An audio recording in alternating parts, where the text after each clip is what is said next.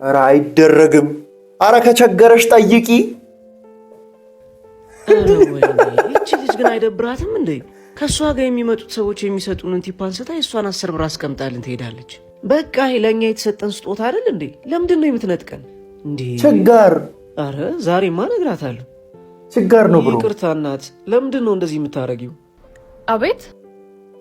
እኛ እኮ ደሞዛችን ትንሽ ነው፣ የምንተዳደረው በቲፕ ነው። ለምንድን ነው ሰዎች ያስቀምጡልንን ቲፕ እያነሳሽ የአንቺን ትንሽ ሳንቲም አስቀምጠሽልን የምትሄጂው?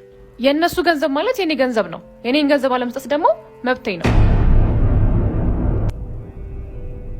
ምን የሚሉት እንትን ነው? ቆይ ጭራሽ ቡቲክ አለሽ? ተአምር እኮ ነው። እየመረጥክ ነው እንዴ እስካሁን?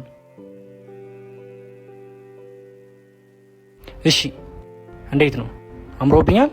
ኧረ አያምርም። እሺ ኤስ ወፍ እሱ ጭራሽ የባሰበት ነው፣ እንዳትገዛው። ለዚህ ምንም ልትለኝ አትችልም። አንድም የሚያምር ልብስ የለም። ምንም አትግዛ በእናትህ። በቃ ውጣ እንሂድ።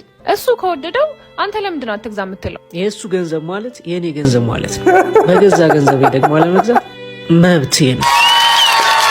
በለፈለፉ በአፍ ይጠፉ። ለሌላ ጊዜ ለአንቺ የመጣው እድል ፋንታ እንዳይወሰድብሽ አንቺም የሌሎችን ስጦታ አትወሰጅሽ። ትክክል። ሰው ቡቲክ ኖሮት ቲፕ ይወስዳል 100 ብር። ተአምር እኮ ነው።